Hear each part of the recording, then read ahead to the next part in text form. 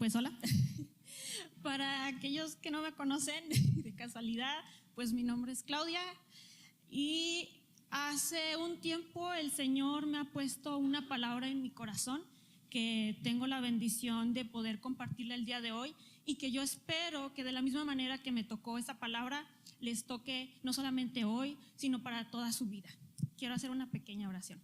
Bendito Dios y Padre Celestial, gracias Señor por este día, porque estamos aquí reunidos, Señor, y tú estás obrando en nuestras vidas y en nuestros corazones, y te pido en esta hora, Señor, que esta palabra sea de bendición. Amén.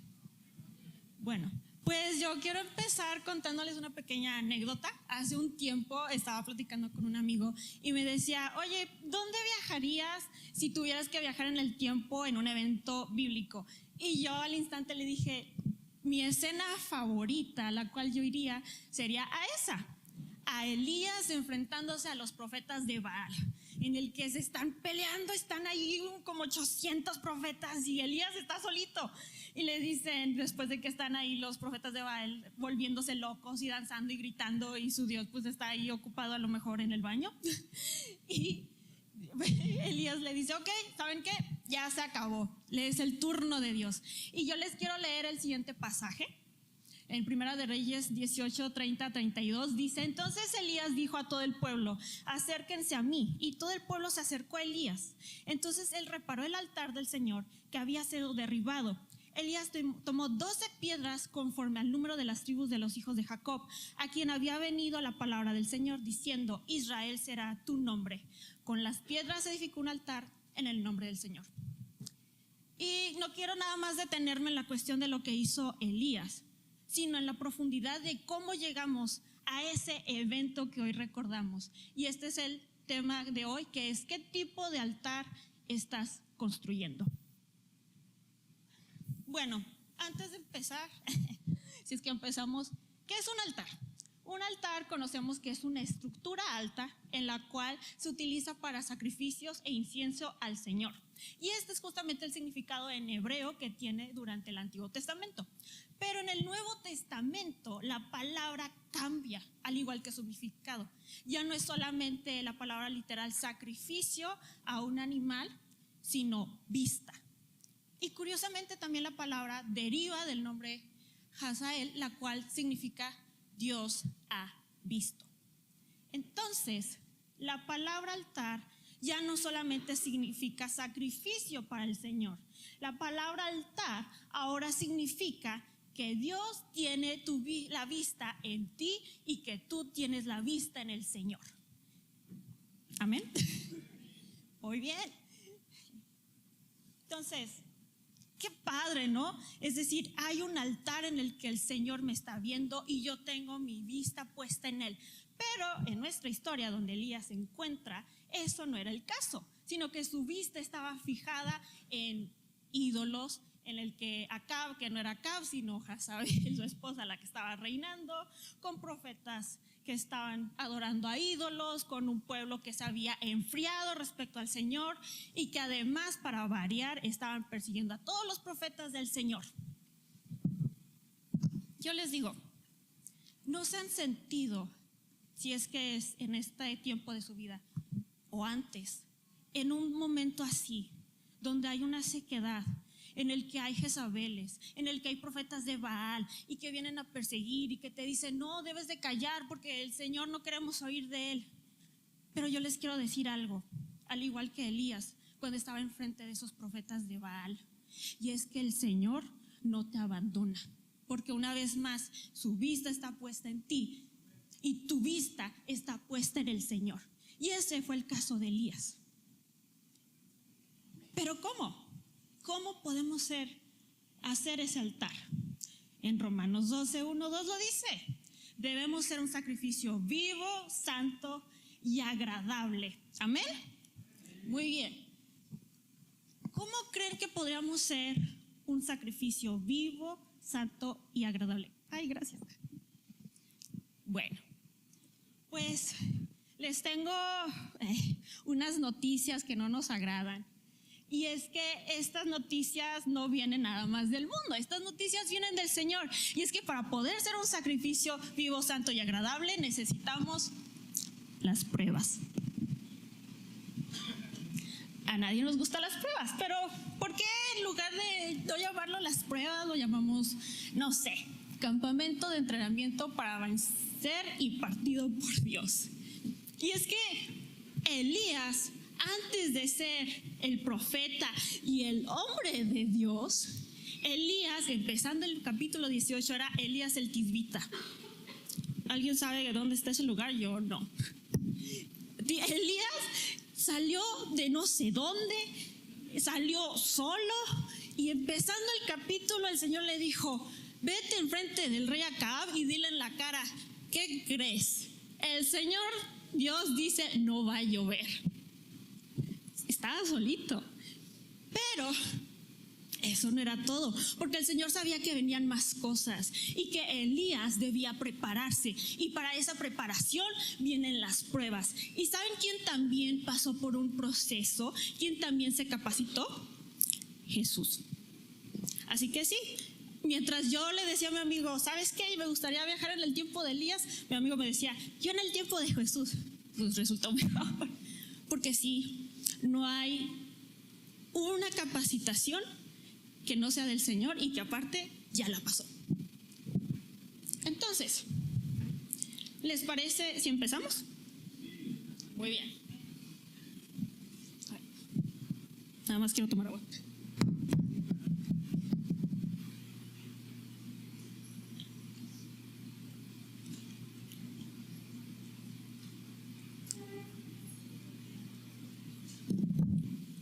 Muy bien, gracias. Bueno, pues para empezar las pruebas, esta es una capacitación así como tipo campamento destino, en el que Dios no nada más le habla a los jóvenes, sino también le habla a todos y le dicen, ven porque te voy a llevar a un campamento, una capacitación impartida por mí. ¡Wow! ¡Qué padre! Vamos a ir a un recorrido de 3 pasos, pero estos pasos los aprendimos de Elías. Y el primero es el río seco. Resulta que después de estar frente a Acab, Dios le dice, necesito que te vayas muy lejos, que te ocultes, porque ahí los cuervos te van a dar de comer y vas a tomar del arroyo. Dios no le dijo, oye, vete a tu casa, empaca y ahí nos vemos. No. El siguiente punto de partida era lejos. Y había 2 razones. Si se quedaban, bueno, probablemente se hubiera contaminado de todo lo que comían y se hubiera sentado al lado de Jezabel, qué horror, ¿no? Y la otra, que era más probable, es que lo podían matar. Así que Jesús lo apartó por su seguridad y, lo más importante, para capacitarlo. Y bueno, dentro de esta capacitación le dijo nuevamente, serán los cuervos los que te alimentarán y beberás del arroyo. Pero no solamente eso, no solamente había ese detalle en el que iba a depender solamente de Dios, sino que el arroyo, tarde que temprano, se iba a secar. ¿Eso significa que Dios lo olvidó? No. Estamos viendo que el Señor tiene la vista puesta en ti y que de la misma manera en la que tú lo buscas, así va a ser. Ahora, el Señor no se está olvidando de ti. Dios va a proveer. Dios le dijo, yo te voy a cuidar. Necesito que confíes en mí porque hay un proceso en el cual yo quiero que pases buscándome. Pero también Dios no se olvidó de que Él dijo que no iba a llover.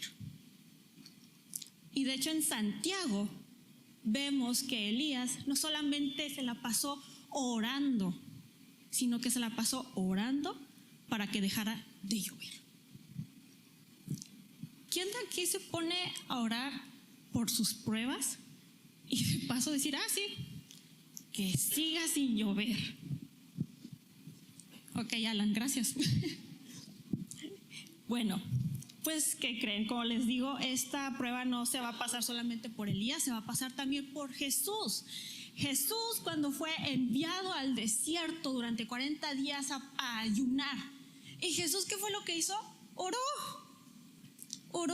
y leyó la palabra, o al menos de memoria, no se podía traer todo el rollo. Pero Jesús durante todo ese tiempo no consumió alimento y estuvo en comunión con Dios. Entonces, la primera lección de esta es: no fijes tu mirada en la sequedad, sino en Dios.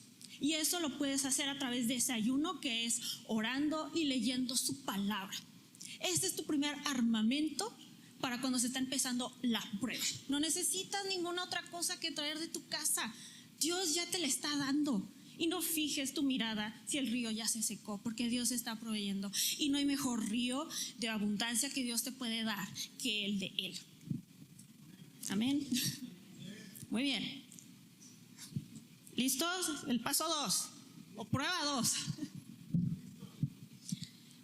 Elías es enviado a Sarepta. Me encanta Dios, pero resulta que Dios le dice: ok, ¿sabes qué? Ya no vas a estar en este río. Necesito que te vayas a Sarepta, porque ahí una mujer viuda te va a cuidar.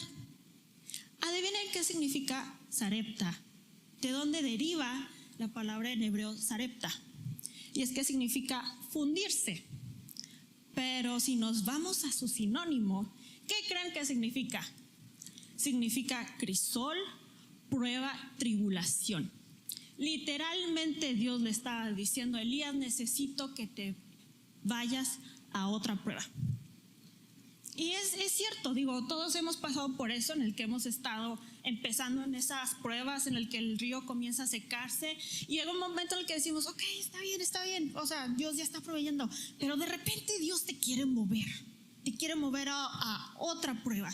Y es que si Elías decidía quedarse ahí, probablemente ya no iba a recibir alimento, ya no iba a recibir sustento como el Señor se lo estaba dando, porque el Señor ya no quería que estuviera ahí, quería que estuviera en otro lado, y nosotros queremos estar en donde esté la presencia del Señor, ¿no?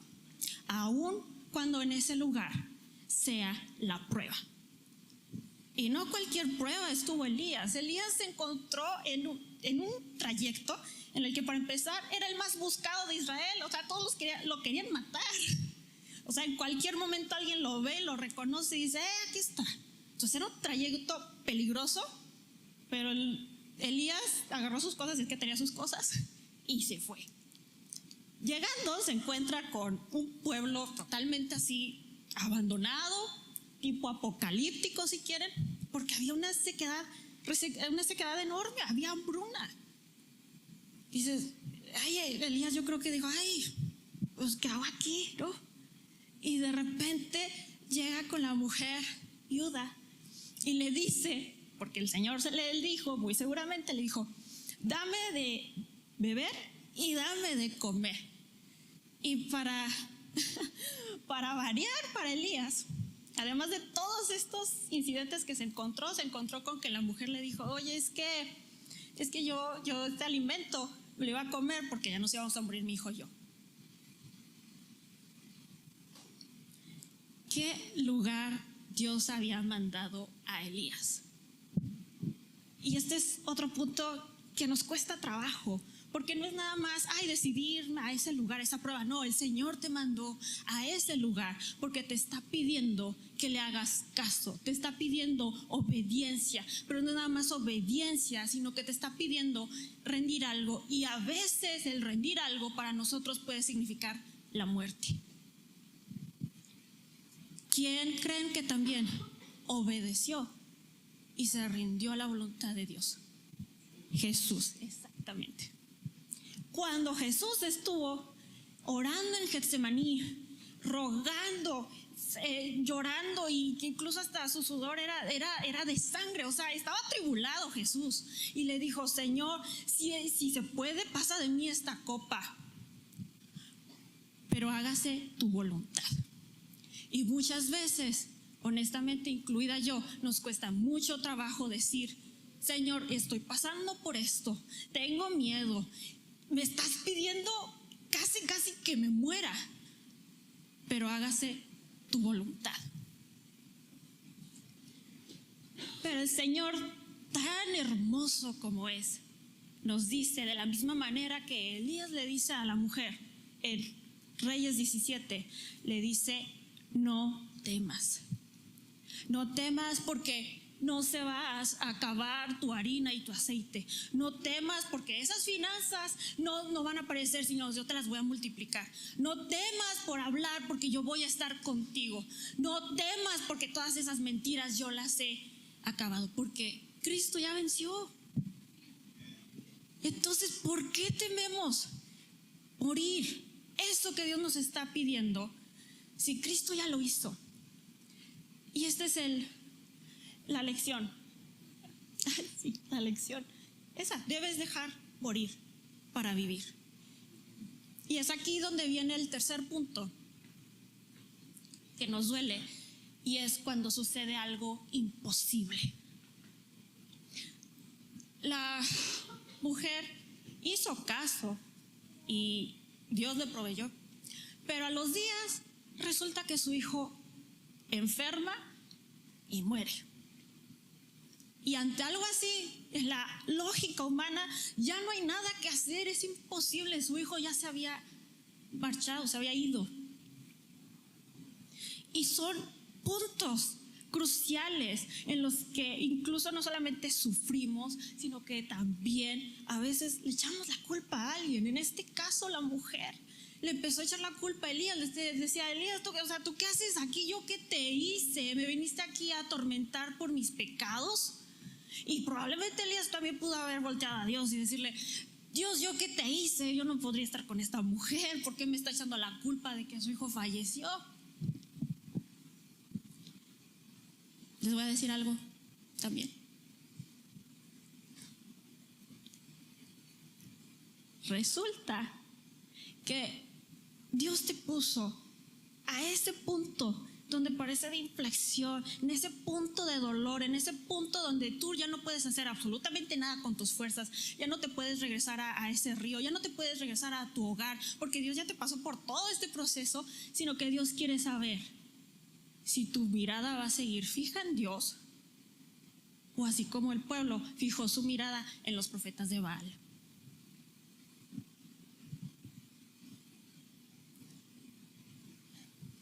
Y es un punto donde muchas veces honestamente queremos regresarnos, queremos renunciar, porque honestamente estamos acostumbrados a nuestras fuerzas a hacer todo.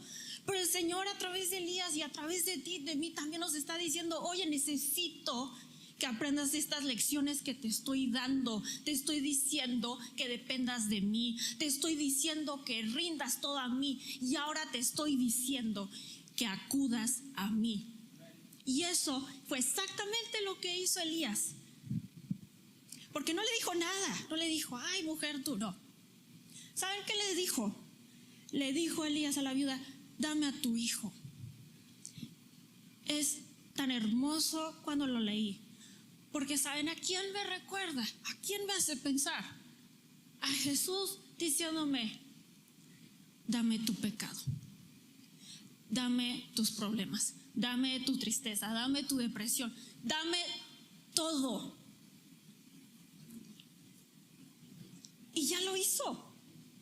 Tercera lección de esta prueba: Jesús ya hizo lo imposible por ti y por mí. Jesús ya fue a la cruz del Calvario a morir por nuestros pecados y a resucitar al tercer día. Y hoy vivo está, y por eso estamos aquí tú y yo. Amén.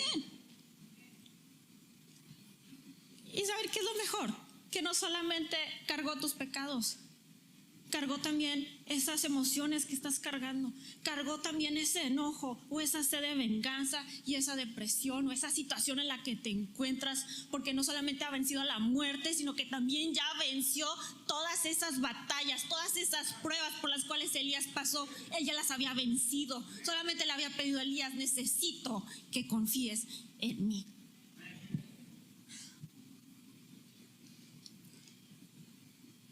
Primera de Reyes 17, 23, 24. Dios resucita al niño porque escucha a Elías decirle: tráele de vuelta la vida a este niño. Y lo revivió. Así como el día de hoy puede revivirte algunos huesos secos que tengas ahí guardados y que no te has atrevido a decirle: Señor, revive estos huesos secos, porque tengo miedo. Pero ¿de qué tienes miedo?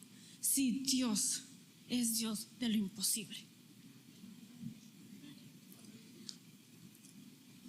Después de eso, le lleva a su hijo a la mujer, y la mujer le dice, para empezar, Elías no dice nada, le dice: aquí está tu hijo. Así Dios te dice: aquí está tu sanidad, aquí está tu bendición, tu prosperidad, aquí está lo que me has estado pidiendo, aquí está. Y la mujer le dice: verdaderamente eres un hombre de Dios.